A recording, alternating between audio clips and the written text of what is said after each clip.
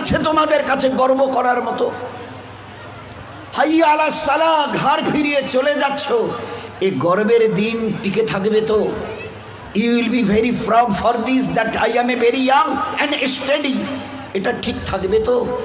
তোমার এই জওয়ানিকে তুমি ধরে রাখতে পারবে তো? তোমার এই জওয়ানি ঢলবে না তো? ভালো করে ইয়াদ করো, আমি তোমার বড় মেহেরবান আল্লাহ তোমাকে বলছি, একটু ঝুঁকতে শেখো।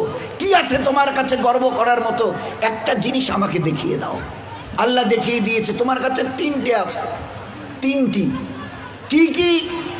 এক, পায়ের নখ থেকে মাথার চুল পর্যন্ত নাপাক ছাড়া আর পাক বলে কোনো কিছু নেই তোমার কাছে। দেখাও একটা জায়গায়, এই জায়গাটা পাক আছে, বদবু ছাড়া খুশবু বের হয়, দেখাও। পুরুষ হওয়ার মেয়ে ছেলে, দেখাও না। খুলিকাল ইনসানু মিন নুতফা। আমি আল্লাহ জিজ্ঞাসা করছি, তোমার পরিচয়টা আমাকে শোনাবে। পরিচয়টা কি আছে আমাদের কাছে? ওই পরিচয় ছাড়া few back days we everybody were of a drop of a dirty fluid, nothing else. আমরা সবাই, আল্লাহ আমাদের পরিচয় জানতে চাইছেন। খুলিকাল ইনসানু মিন নুতফা, আমরা বড় ওই নাপাক মনির কাতরা থেকে আমরা জন্ম নিয়েছি। আমাদের পরিচয় few back days we are a drop of a dirty fluid, আমরা এক বিন্দু নাপাক মনির কাতরা। এর চাইতে বড় পরিচয়? আচ্ছা, তোমার পায়ের নখ থেকে মাথার চুল পর্যন্ত একটা জায়গা দেখাবে যেখান থেকে খুশবু বার হয়, দেখাও। নাক থেকে যদি করো, স্বামীও পর্যন্ত বলবে নাকটা একটু ঘুরিয়ে ওই দিকে। মুখ দিয়ে অক করো যদি, তো ছেলেমেয়েরা বলবে আম্মু তুমি এটা কি করছো? পায়খানা পেশাবের রাস্তা দিয়ে হলে তো কথাই নেই। কান থেকে যদি কিছু বেরোয় তো কথাই নেই। চোখের এই জায়গা থেকে যদি বেরোয় তো পাশে কেউ বসতে দেবে না। এরপরে পুরো শরীরের এক একটা লোমের গোড়া থেকে যদি একটু করে ঘাম বের হয়, তো আমার নিজের বিবি, নিজের বেটা বেটি বলবে না আব্বু, স্বামী একটু হাতটা দাও তো, একটু চুমু দিই। চুমু দি, ঘাম বেরোচ্ছে তো, তুমি তো হাজারো হলে আমার স্বামী, তুমি তো আমাদের আব্বু, তা একটু দাও না, একটু চুমু দিই। কেউ সবাই আব্বু একটু হাতটা সরিয়ে নাও না, ঘাম বেরোচ্ছে। এই তো তোমার পরিচয়, পায়ের নখ থেকে মাথার চুল পর্যন্ত বদবু ছাড়া কোথাও। তিন, খুলিকাল ইনসানু মিন জাইফা, তোমরা বড় দুর্বল। আমি জিজ্ঞাসা করছি, 3.5 হাতের একটা এইরকম শরীর, সুটাম চেহারা, আচ্ছা তোমার পিঠে কি বসে আছে? এইভাবে 2-3 বার দেখার পরে বলবে কই, দেখা তো যায় না। আচ্ছা, তা তুমি না খুব বুদ্ধির বড়াই করো, মডার্ন টেকনোলজি আর সায়েন্সের খুব গালগপ্প করো, তোমার নিজের পিঠে কি বসে আছে তুমি বলতে পারো না? বলে না, তা জানি না। আচ্ছা 10 মিনিট পরে তোমার পজিশন, অবস্থা কি থাকবে জানো তুমি? বলে আমরা কিচ্ছু জানি না। বাজারে যাবে বলে ব্যাগ নিয়ে মোটর সাইকেলের হুকে আটকে দিয়ে স্টার্ট করে খালি বাজারে গিয়ে স্ট্যান্ড করে খালি পা দিয়ে স্ট্যান্ডটাকে খালি ঠিক করে দিয়েছে। পিছন থেকে একটা গাড়ি এসে ধাক্কা দিল আর সঙ্গে সঙ্গে ডেথ। লাশ নিয়ে বাড়ি চলে গেল। এসছিল বাজার করতে, বড় ঝোলা নিয়ে এসছিল, বড় আশা করে মেহমান অপেক্ষা করছে বাড়িতে। বাজার থেকে ব্যাগে বাজার যায়নি, তার লাশ চলে গেছে বাড়িতে। খুলিকাল ইনসানু মিন জাইফা। 4, আল্লাহ জিজ্ঞাসা করছে আব্দুর রহমান বয়স কত? হ্যাঁ আল্লাহ 42 চলছে। বাকি কত? I know nothing about my age. Nurjahan তোমার বয়স কত চলছে? আল্লাহ 45 চলছে। আচ্ছা এরপরে আর বাকি কত? তা আল্লাহ আমি কেমন করে বলবো? বলেন না তোমার নিজের বয়স, তাহলে তা তো জানি না। এই তো তোমার অবস্থা, এই তো তোমার অবস্থা। তুমি এক বিন্দু নাপাক, তুমি বড় দুর্বল, তুমি বড় বদবুদার, আর তুমি তোমার নিজের 10 মিনিট পরের অবস্থা তাও তোমার জানা নেই। এরপরেও যে আল্লাহ তোমাকে তিলে তিলে তার দয়ায় এই সেকেল সুরত আর এইরকম হায়াত দিয়েছে, একবারও তার কথা ভাবো না। একবারও তার কথা ভাবো না যে কত দয়ায় তিনি তোমাকে প্রতিপালিত করেছেন। দেখবেন সবাই, আমরা তো ওই সময় থাকি না, ওখানে মেয়েরাই থাকে। বাচ্চা যখন জন্ম নেয় না, তো যারা দাদি নানি চাচি যারা ওখানে ভিতরে থাকে, ও তারা এবারে বাচ্চা বের হবার পরে এবারে হাতটার নখগুলো ভালো করে দেখে টাকে, কান টানগুলো ঠিক আছে কিনা, সব কিছু চোখ টোকগুলো, হ্যাঁ ঠিক আছে গো ঠিক আছে, খবরদার বাচ্চা ছেলে হয়েছে মেয়ে হয়েছে ঠিক আছে, সব ঠিক হয়েছে, সব আছে, চোখ আছে, বুরু আছে, মাথায় চুল আছে, হাত পা ওর নখটুকু পর্যন্ত বেশ গুজিয়েছে। আচ্ছা, তো মুখের দাঁত কটা নেই কেন? কখনো ভেবেছ? এ জগতের ইনসান, ভেবেছো কখনো? সব বলছো ওকে, আচ্ছা দাঁত কটা যে নেই? আল্লাহ জবাব দিয়েছে তোমাকে বাঁচাবার জন্য। ওই সময় তোমার মুখে দাঁত কটা, যে আল্লাহ তোমার সব কিছু দিয়েছে, হাতের পায়ের নখ পর্যন্ত আছে, 2-4-5 দিন পরে কেটে দিতে হয়, সেখানে দাঁত কটা দিইনি কেন? তোমাকে বাঁচাবার জন্যে। আমাকে চেনো, আমি কত বড় মেহেরবান তোমার জন্যে।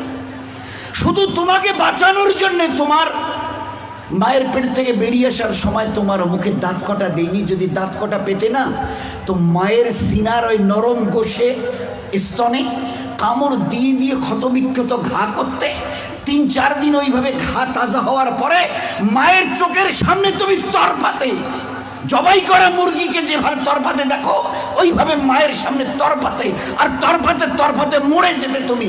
তোমার মা একটাবার বুকে তুলে তার নিজের সিনা তোমার মুখে লাগাতো না, এই জন্য তুমি কামড় দিয়ে ঘা করে দিয়েছো। আমি বাঁচাবার জন্যে সব কিছু তোমার মায়ের পেটে বানিয়েছি, পুরো ফিগারের যা কিছু প্রয়োজন, each and everything has been given from myself, শুধুমাত্র except your teeth, তোমার দাঁত বাদ দিয়ে, যেখানে আমি তোমাকে আমার দয়ায় বাঁচাতে চাইছিলাম, ওই জন্য দাঁত কটা দিনই, নয়তো মায়ের স্তনকে কেটে ছিন্ন বিচ্ছিন্ন করতে, মায়ের চোখের সামনে তরপাতে তরপাতে তুমি মরে যেতে। একটাবার চিন্তা করেছো আমার কথা? তোমার প্রতি কত দয়া করেছি। ফের এই বাচ্চাটা হাদিসে পাকের মধ্যে এসে আস্তে আস্তে যখন বড় হয়, তার বুবুকে, ভাইকে, আব্বাকে কিছু খেতে দেখে, শব্দ এর কানে আসে, আমারও ওই রকম দাঁত থাকলে আমিও খেতাম। আল্লাহ বলে, হাদিসে পাকের কথা বলছি, আল্লাহ বলে তুই একটু সবর কর, সবর কর, কারণ এখন তোর অতটা হুশ আওয়াজ হয়নি, এখনই যদি দাঁত দিয়ে মায়ের স্থানে কাপড় দিবি, একটু সবর কর, এই 7-8 মাস 9 মাস 10 মাস হোক না, একটু যখন, তারপরে আমি দাঁত দেবো। গোস্তের ওই নরম জায়গা থেকে আস্তে করে বাবা মা সব খুশি, আম্মা তোমার নাতির দাঁত গজিয়েছে শুনেছ? আচ্ছা, 2টো দাঁত গজিয়েছে, তো উঠতে দেখে সবাই খুশি।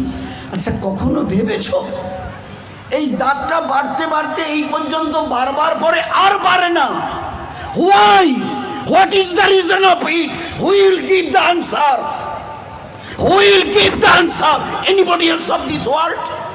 আছে কেউ দুনিয়াওয়ালা, ও মডার্ন সায়েন্স মডার্ন টেকনোলজিওয়ালা, এই দাঁতকে গজাতে থেকে খুশি হয়েছো? বাড়তে বাড়তে এই পর্যন্ত বেড়ে গেছে, তারপরে আর বাড়ে না।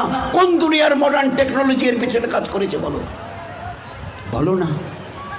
দেখেছো আমার দয়া? তারপরেও যদি যেভাবে বাড়ছিল, যদি আর 6টা মাস বাড়তো না, তোমার নিজের চেহারা আয়নায় দেখলে তুমি একবার দেখে আটকে উঠে বেহুশ হয়ে মরে যেতে, অজ্ঞান হয়ে মরে যেতে। কি বিকট চেহারা, নিচের দাঁতগুলো বেড়ে গিয়ে এইরকম, উপরের দাঁতগুলো বেড়ে গিয়ে এইরকম হতো তোমার চেহারাটা, বিকট একটা চেহারা হতো। আমি ওটাকে কন্ট্রোল করেছি। এই বাচ্চা তখন 7-8-10 মাসের, 1 বছর 1.5 বছরের বাচ্চা দেখে দাদা কি যেন, ভাইজান যেন কি কর্মর করে চিবোচ্ছে, বুবু যেন কি একটা খাচ্ছে শক্ত মতো, আব্বু যেন কি একটা শক্ত মতো চিবোচ্ছে, শোনা যাচ্ছে। আসমান থেকে আওয়াজ আসে, তুই একটু সবর কর না, তোকে হালকা জিনিস খাওয়াবার জন্য যে দাঁতটা এখন দিয়েছে ওটার নাম হচ্ছে দুধ দাঁত, এর ক্যাপাসিটি কম, হালকা জিনিস চিবোতে পারবি, শক্ত জিনিস চিবোলে না ও দাঁত ভেঙে যাবে, তো তুই একটু সবর কর। ফের কদিন পরে একটা করে নড়া শুরু করে, আম্মু এ দাঁতটা নড়ছে, ফের একটা একটা করে 32 টাকা আমি ট্রান্সফার করি, ফের ওখান থেকে গজানো শুরু করি। এইবারে তুমি নিজের দাঁত দিয়ে যত শক্ত হাড় হোক, পেয়ারা হোক, যা কিছু মন চায় খুব কর্মড়িয়ে চিবিয়ে খাও, কোনো অসুবিধা হবে না। এত বড় দয়ার দান দেখেও তুমি একটাবার আমার সামনে ঝুঁকাবে না? আচ্ছা, আমার কাছে তোমাকে ফিরে আসতে হবে না? বলো বলো যে ফিরবে না, ফিরবে না। আজ তুমি আস্তিন গোটাও, লাল চোখ দেখাও, আমার জমিনে দর্প ভরে পা রেখে চলো। আচ্ছা, তোমার কি মনে হয় তুমি আমার সঙ্গে মোকাবেলায় আসবে? আসবে?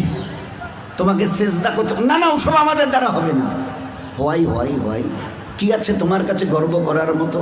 আর আমার সঙ্গে তুমি পাল্লা দেবে, মোকাবেলায় আসবে, কি আছে তোমার কাছে বলো না। এর মাস আজকের যেটা ফুলছে মাসল, এটাকে না আর এই দিকে ঝোলা মানে ফুলাতে পারবে না। শত চেষ্টা যদি করো তো উপরের দিকে নয় নিচের দিকে ঝুলে থাকবে। যে দাঁত আজকে কর্মড়িয়ে অন্যের দিকে লাল চোখ করে তাকাও, এই চোখ আজ বাদে কাল ঝাপসা হবে। এ দাঁত তোমার কাছ থেকে তোমাকে জিজ্ঞাসা না করে বিদায় নেবে। এ কালো চুল তোমাকে না বলে সাদা হবে। এ শক্ত বডির মাসল এ তোমাকে না জিজ্ঞাসা করে গোশত আস্তে আস্তে চামড়া ঝুলে থাকা শুরু হবে। আমার কাছে কি তোমার কাছে আছে মোকাবেলা করার মতো? কিছুই আমি করব না, শুধু তোমার বয়সটুকুকে একটু যদি বাড়িয়ে দিই। ও আম্মেরহু নুনাক্কিসহু ফিল খালক, মায়ের পেট থেকে বের হয়ে যেভাবে মুখ থুবড়ে পড়েছিলে, নিজের পায়খানা নিজের হাতে ওইভাবে ছেনিয়ে নিজের মুখে দিয়েছিলে না। আমাকে তুমি কি দেখতে চাও? একটু যদি হায়াতটুকু বাড়িয়ে দিই, মুখ থুবড়ে পড়ে থাকতে হবে। পাশ দিয়ে কেউ হেঁটে যেতে রাজি হবে না।